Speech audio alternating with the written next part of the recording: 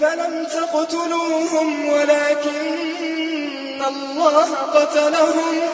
وما رميت إذ رميت ولكن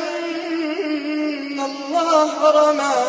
وليبلي المؤمنين منه بلاء حسنا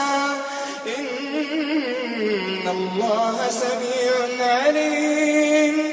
ذلكم وأن الله موهن كيد الكافرين إن تستفتحوا فقد جاءكم الفتح وإن تنتهوا فهو خير لكم وإن